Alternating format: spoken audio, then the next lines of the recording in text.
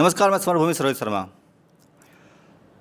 CPI दफ्तर में हूँ और यहाँ पर मेरे साथ हैं बिहार राज्य कमेटी के सचिव कॉमरेड राम नरेश पांडे जी। ये विभिन्न 4 दिनों से सीपीआई का समीक्षा बैठक चल रहा था और इस समीक्षा बैठक में क्या निकल के आया, किस तरह से सफलताएं और असफलताओं का मूल्यांकन इन लोगों ने किया, हम इस संदर्भ में अपने दर्शकों को बताना चाहेंगे इनके माध्यम से कि क्या सोचते हैं, क्या करेंगे और इसके साथ ही रणनीति क्या होगी आगे का, वो भी समझने का हम प्रयास करेंगे। कमेटी, आपका स्वर्णभूमि में बहुत बहुत स्वागत है। आपका भी स्वागत, आपके चैनल का स्वागत। जी कमेटी, एक चीज़ बताएंगे, आप 4 दिन तक लगातार मनन मीमांसा किया, समीक्षा बैठक किया, इसमें क्या मिला? 27 को सचिव मंगल, 28 को राज्य कार्यकारिणी, 29-30 को राज्य परिषद की बैठक और फैसले के बाद फिर सचिव मंगल की बैठक कर हम एक दीर्घकालीन योजना राज्य परिषद ने तय किया। हमने पहले लोकसभा की समीक्षा की। लोकसभा में बेगूसराय चुनाव हम लड़ रहे थे। बेगूसराय में हमको 5,68,000 से ज़्यादा मत प्राप्त हुए। यह मत हम देश के 30 लोकसभा चुनाव सीपीआई लड़ रही थी, सबसे ज़्यादा मत देश में बेगूसराय में सीपीआई को प्राप्त हुआ। हम 81,000 से चुनाव लड़े। उसके दर्जनों कारण हैं, सांगठनिक कारण हैं, राजनीतिक कारण हैं। सभी कारणों पर हम पहले चुनाव के दौर में ही किसी भी कारण पर हम पूरी तैयारी कर लिए होके तो हमारी जीत सुनिश्चित होगी। आप जानते हैं कि महागठबंधन के उम्मीदवार के रूप में हम बेगूसराय लड़ रहे थे और एक आम जनता नामांकन के पहले जब हमको सीट मिला, उस दिन से मतगणना दिन तक एक आम जनता में था कि सीपीआई इस सीट को जीतेगी। जनता में, कार्यकर्ताओं में, आम आवाम में हम लोगों ने नोट किया अत्यधिक खुशफहमी कि हम जीतेंगे जीतेंगे। इस अत्यधिक खुशफहमी के हम शिकार हुए। हम सांगठनिक कमजोरियों को, शाखा में आम जनता का जनसंपर्क जो किया था उससे और ज़्यादा बढ़ा पाके तो हम चुनाव जीत के। हम सभी पार्लियामेंट के शाखा में हमारी पार्टी की यूनिट है, महागठबंधन का संगठन है। हम सबों के साथ एक लगातार निरंतर अभियान चलाते रहते तो हम जीत के। राजनीतिक कारणों में यह सबसे बड़ा काम कि एक बिहार सरकार की जीविका समूह जो सरकार के द्वारा संचालित होता है, एक एक पंचायत में दर्जनों जीविकाएं वो काम करती हैं और पूरे जीविका को एनडीए वालों ने मैनेज किया जैसा मैनेज किया हो और वह महिलाओं के वोट छनन करने में कामयाब हुई। हमारे बेगूसराय के अंदर कमज़ोर वर्ग का बड़ा हिस्सा हमको मिला। जो छोटा हिस्सा धन वर्ग जहाँ सैकड़ों करोड़ का खेला हुआ और एक लोकतंत्र में धनतंत्र का उपयोग हुआ, यह भी एक हाल का कारण बना। हम तो गरीब के पैसे से, आम मतदाता के आर्थिक सहयोग से चुनाव लड़े, लेकिन हम हमारे तमाम बेगूसराय और बिहार की पार्टी समीक्षा कर अपनी कमजोरियों को आने वाले समय में दूर करने का निर्णय लिया। हम बिहार के अंदर बाकी 39 सीटों की भी समीक्षा की। हमारी पार्टी की 38 जिलाओं में जिला कमेटियाँ हैं और हमारा संगठन है। हमने अपने वोट, संगठन के वोट को महागठबंधन को ट्रांसफ़र किया और सभी हमारे जो 9 सीट जीता महागठबंधन के अंदर, उसमें हमारी मजबूत हिस्सेदारी है। आप जानते हैं कि आरजेडी और महागठबंधन, इंडिया गठबंधन जहाँ जीता, पूर्व से ही हमारा जनाधार काफ़ी मजबूत रहा है और आज भी है। हम पूरे बिहार के समीक्षा करते हुए आगे वाले दिनों में हमने पार्टी को मजबूत करने के लिए सांगठनिक कॉल दिया है, जो 2 महीनों तक हम सदस्यता नई भर्ती अभियान चलाएंगे। हमने कॉल दिया है कि जन संगठन, हमारे महिला समाज, किसान सभा, खेत मजदूर, छात्र, नौजवान, बुद्धिजीवी संगठन, श्रमिक संगठन, जितने भी हमारे जन संगठन है, उसका सदस्यता अभियान कर ग्राम पंचायत यूनिट बनाने का संकल्प लिया है। हमने तय किया है कि 20 जुलाई से 30 जुलाई तक बिहार के सभी प्रखंडों में धरना, प्रदर्शन, घेराव, जनता के मूलभूत समस्याओं को लेकर हम जुझारू आंदोलन करेंगे। हमने निर्णय लिया है कि सितंबर महीने में हर जिला मुख्यालय पर एक जनता के सवालों के लेकर मजबूत जिला स्तरीय प्रदर्शन करेंगे। हमने निर्णय लिया है कि आने वाले दिनों में जनता के घर के सवालों को लेकर हम अनवरत आंदोलन में जाएंगे। हमने कुछ प्रस्ताव पारित किए हैं महिला उत्पीड़न के खिलाफ।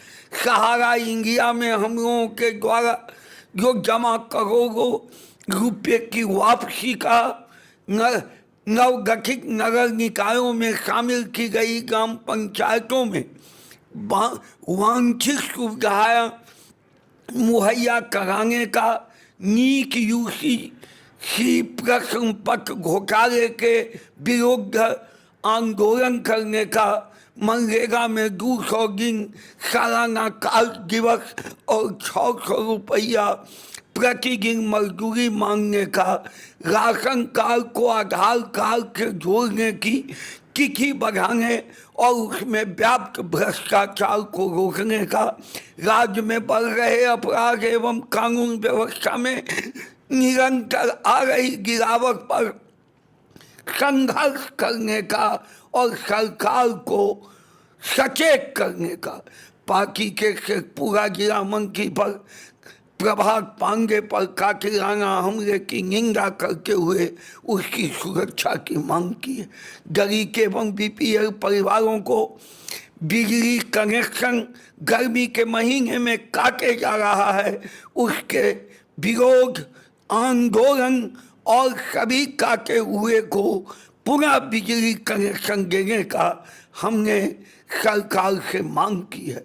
भारत सरकार द्वारा नई दंड संहिता और उससे संबंध 2 अन्य अधिनियम रद्द करने का, जो आज से यह देश भर में यह कानून, नया कानून पुलिस राज बनाने का जो भारत सरकार का निर्णय है उस पर विरोध प्रकट किया और सरकार कब तक इस कानून को वापस नहीं लेगी, आंदोलन को आगे बढ़ाने का हमने संकल्प लिया। बिहार में आरक्षण के सीमा के बढ़ाने के फैसले को संविधान की 9वीं अनुसूची में शामिल करने को पटना उच्च न्यायालय के प्रतिकूल निर्णय के खिलाफ सरकार अविलंब सुप्रीम कोर्ट में जाए, यह प्रस्ताव हमने पारित की है। हम विभिन्न प्रस्तावों के द्वारा जनता को आंदोलित करेंगे, सरकार पर दबाव डालेंगे और हम आने वाले दिनों में पार्टी के संगठन को ऐसा ढालदार निर्णायक शक्ति के रूप में हम आने वाले दिन में आगे बढ़ेंगे। ये मेरा सवाल रहेगा कि क्या समीक्षा बैठक में यह तय हुआ था कि आप सीपीआई केवल बिहार में एक ही सीट पर लड़ रही है या देश भर में केवल एक ही सीट पर लड़ रही है? क्या और सीटें नहीं मिलनी चाहिए आपको? देश में हम 30 सीट पर लड़ रहे थे। बिहार में हम गठबंधन से 3 सीट का मांग किया था, जिसमें एक बेगूसराय जो हमको मिला, बांका और मधुबनी, वहाँ महागठबंधन की हार हुई है। अगर हमको यह तीनों सीट मिला होता तो हम अच्छा प्रदर्शन करके और हम उसका असर बिहार के गठबंधन के और व्यापक हित में मजबूत होता और हम 3 सीट लड़ने पर अच्छा प्रदर्शन और जीत हासिल करके। ये आप बिहार में 30 सीटें जीतने का दावा कर रहे थे। देश में की नहीं, 30 सीट तो खैर देश बिहार की मैं बात कर रहा हूँ। बिहार में 30 सीट जीतने का दावा कर रहे थे महागठबंधन की तरफ से, लेकिन आपने मुश्किल से 9 सीट जीता है। ये इतनी बड़ी कमजोरी का वजह क्या रहा? क्या आकलन गलत था आपका? देखिए, मेरा आकलन सही था। जनता आगे की कार्यकर्ता बिहार का पीछे था। महागठबंधन के साथ बिहार की आम जनता थी। हमको 30 से जागे जो 19 में एनडीए ने 39 सीट जीता था, हम उसकी करीब पहुंच सकते थे। वह जनता का जनउबार था, जनता मुद्दे पर आगे बढ़ रहे थे। लेकिन हम महागठबंधन के लोग दूरदर्शिता का परिचय नहीं दिया। इस कमजोरी को महागठबंधन की बैठक कर हम दूर करेंगे। महागठबंधन के साथ एक बड़ी ट्रेजेडी यह भी हुई है कि एक पप्पू यादव जैसा एक लोकप्रिय छवि का प्रत्याशी, जिसको कि जिन्होंने पूर्णिया से जीता है, उनको अगर शामिल कर लिए होते अगर, तो क्या नई स्थिति नहीं होती? उन्हें क्यों बाहर किया गया? यह पुरानी बात हो गई, समीक्षा की बात हो गई। हम इतना कहेंगे, पप्पू यादव जी के जनता का आशीर्वाद मिला। बिहार में आज़ादी के बाद हर लोकसभा में स्वतंत्र इंडिपेंडेंट जीतते हैं, वो जीते हैं और जनता के उनकी मानसिकता महागठबंधन की ओर है और वह जनता के सवालों पर आगे बढ़ेंगे। मेरा सवाल रहेगा, पूरी दुनिया की सबसे बड़ी वैज्ञानिक सोच वाली पार्टी कम्युनिस्ट पार्टी है, जहां वैज्ञानिक सोच के आधार पर काम चलता है। यह पार्टी आरजेडी जैसे दकियानूसी और सामंती मिजाज वाली पार्टी के साथ गठबंधन किए हुए है। ये कितना सही है? आरजेडी सामंती और दकियानूसी पार्टी नहीं, आरजेडी महागठबंधन के सामूहिक वाम दल सहित सभी महागठबंधन की आवाज़ है। हम अपनी कमजोरियों को दूर करेंगे और आगे वाले दिनों में महागठबंधन को और सशक्त करने की कोशिश करेंगे। आने वाला दिन हमारा होगा। सीपीआई भारत की पुरानी पार्टी है और एकमात्र अकेली ऐसी पार्टी है जिसने कि पूरी संघर्ष को दिया है, शहादतें दी है और देश में नई दिशा देने का प्रयास किया है। लेकिन यह पार्टी हमेशा कांग्रेस की पिछलग्गू बनी रही है, नेहरू के पिछलग्गू बनी रही, ऐसा आरोप लगाया जा रहा है। इस आरोप में इतनी सच्चाई है? भारतीय कम्युनिस्ट पार्टी आज़ादी से आज तक और आज़ादी में भी एक नेतृत्वकारी भूमिका आज़ादी के आंदोलन में दी है और आज़ादी के बाद अभी तक किसी दल की पिछुड़ती नहीं। हम मार्क्सवादी चिंतक व्यवस्था परिवर्तन करना चाहते हैं, समाज को बदलना चाहते हैं, गरीबी मिटाना चाहते हैं, इजारेदार घराने कारपोरेट सेक्टर पर अंकुश लगाना चाहते हैं।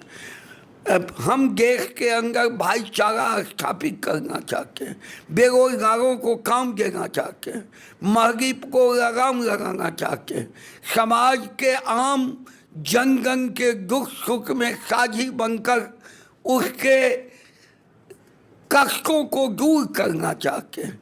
इसलिए हमारी पार्टी हवा की पार्टी नहीं, आंधी नहीं है आया गया, हम विचारधारा की पार्टी है। हम सिद्धांत पर आधारित समाज को बदलने का संकल्प लिया है। इसलिए हम भारतीय कम्युनिस्ट पार्टी राष्ट्रीय स्तर पर, राज्य स्तर पर हम वैचारिक रूप से आगे बढ़ रहे हैं। जन आधार हमारा मजबूत हो रहा है, आने वाला दिन में और काफ़ी मजबूत होगा। कम्युनिस्ट पार्टी पर आरोप लगाया जा रहा है कि इसमें ब्राह्मणवादी नेतृत्व हावी है, इसमें कितनी सच्चाई है? गलत बात है। यह प्रचार दुष्प्रचार है। कम्युनिस्ट पार्टी गरीबों की पार्टी है, शोषित वंचितों की पार्टी है। हम नारा लगाते हैं दुनिया के मजदूरों एक हो। हम गरीबों को जोड़ते हैं, समाज को जोड़ते हैं और हमारा दलित में, महादलित में, अति पिछड़ों में, उच्च वर्ग के गरीबों में एक व्यापक जनाधार है और यह हमारा नेतृत्व सभी सांगठनिक रूप से समर्पित शहादत की पार्टी, कुर्बानी की पार्टी, बदलाव की पार्टी, समर्पण के भावना से हमारे साथी नेतृत्व में है। इसलिए यह समझ पाना, यह प्रचार करना, यह सरासर गलत है। कम्युनिस्ट पार्टी लगातार काम कर रही है, जनता के बीच में जा रही है और लगातार आप दावा करते रहे हैं कि हम आगे बढ़ेंगे, देश को दिशा देंगे, लेकिन लगातार आप कम होते जा रहे हैं। तो ऐसी स्थिति में आप क्या महसूस कर रहे हैं कि कितना दिन चलेगा इस तरह से? हम कम नहीं होके जा रहे हैं।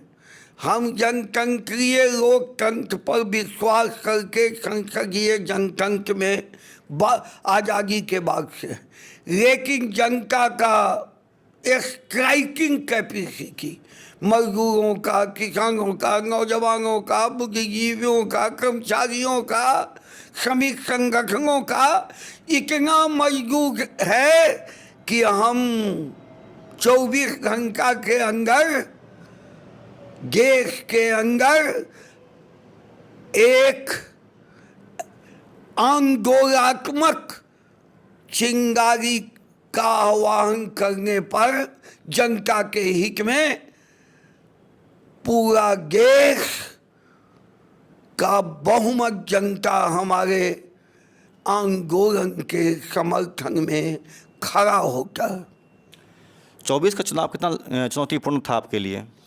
24 का चुनाव जो चुनौती थी, जो एनडीए की सरकार, नरेंद्र मोदी की सरकार 400 का दम्भ बल की थी, वह अपने भारतीय जनता पार्टी 543 में बहुमत भी हासिल नहीं कर सके। अकेले भूखे वह सरकार भी नहीं बना सकी, सहयोगियों का सहारा लेना पड़ा। मैं इतना ही आपको कहूं कि यह जनता की जीत है, संविधान की रक्षा की जीत है, लोकतंत्र की रक्षा की जीत है, आम आवाम में मुद्दों आधारित बेरोजगारों को काम करने का वर्जित है, समाज के अंदर गरीब किसानों के सवालों को सरकार की निग्रह रूपी चिंतन को बदलने का स्वरूप है। पूरा देश ने यह साबित किया कि इंडिया गठबंधन का जो जनसमर्थन मिला यह बताता है आने वाला कल हमारा है। अभी फिर चुनाव होने वाला है या विधानसभा का चुनाव, उसमें आप अपने आप को कहाँ पाते हैं? आगे वाला चुनाव महागठबंधन का होगा।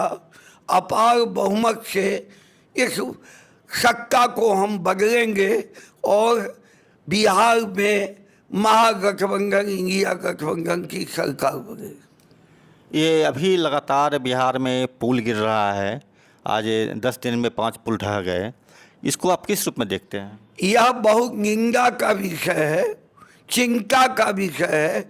हमने राज्य कमेटी में इस पर प्रस्ताव पारित किया है। यह जो भ्रष्टाचार बोलता है, अब आम नागरिक अभी के राज्य के पुल पर चढ़ने से भय खाते हैं। हम इस सवाल पर जनता भ्रष्टाचार के खिलाफ और इसकी उच्च स्तरीय जांच की मांग किया है और इस पर हम आंदोलन को विकसित करें। लगातार जो प्रतियोगी परीक्षाएं चल रही है, नीट हुआ, यूपीएससी का भी हुआ, इसमें लगातार घपले हो रहे हैं। इस छात्र जो एक तो रोज़गार नहीं मिल रहा है, लेकिन जो रोज़गार का लिए नया अवसर है उसमें भी पेपर लीक्स वगैरह हो रहे हैं। इसके बारे में आपकी क्या ये है? यह केंद्रीय सरकार की सर्वनाक पेपर का लीक होना घोर निंदनीय है। हम इसकी उच्च स्तरीय जांच की मांग करते हैं और यह कहना चाहते हैं, यह सरकार के दौर में जितने भी परीक्षाएं हो रही, जो लीक हो रहा है, कहीं न कहीं उसके सत्ता पक्ष के संदिग्ध जुड़ाव को गंभीरता से जांच होनी चाहिए। 24 के बाद 25 का चुनाव होने वाला है, इसमें कितनी सीट का दावा करेंगे आप? हम दावा हमारी ताकत के मुताबिक सम्मानजनक सीट का दावा हम करें। कितनी संख्या होगी अभी संख्या हम आपको आंदोलन में जा रहे हैं, जिला जिला में जा रहे हैं और हम सांगठनिक स्थिति में जहाँ से हमारा प्रतिनिधित्व जीतने लायक जन आधार की सीटें होगी, उसको हम चिन्हित करके और तब हम आपके साथ बात करें। एक अंतिम सवाल रहेगा, महागठबंधन में लोकसभा चुनाव में आप पप्पू यादव को बाहर किए हुए थे, क्या विधानसभा चुनाव में भी महागठबंधन के साथ पप्पू यादव नहीं होंगे, वो बाहर रहेंगे? अभी लोकसभा चुनाव के बाद महागठबंधन की बैठक नहीं हुई है। हम अविलंब बैठक का आग्रह महागठबंधन के नेताओं से कर रहे हैं और हमारी बैठक होगी, हम उस पर व्यापक ढंग से उसकी समीक्षा करें। बहुत बहुत शुक्रिया आपका। ये थे सीपीआई के रामनरेश पांडे जी, जो बिहार राज्य कमेटी के सेक्रेटरी हैं, और 4 दिन चली समीक्षा बैठक का इन्होंने संक्षिप्त विवरण प्रस्तुत किया है और बहुत शानदार तरीके से ये आगे बढ़ने का 24 के बाद 25 के चुनाव में जिस तरह से विधानसभा में होगा उसको लिए प्रस्तुति दिए हैं। और हमारा चैनल देखते रहिए, लाइक कीजिए, सब्सक्राइब कीजिए, शेयर कीजिए और न्यूज़ के लिए हमारे साथ जुड़े रहिए। नमस्कार। आपको धन्यवाद।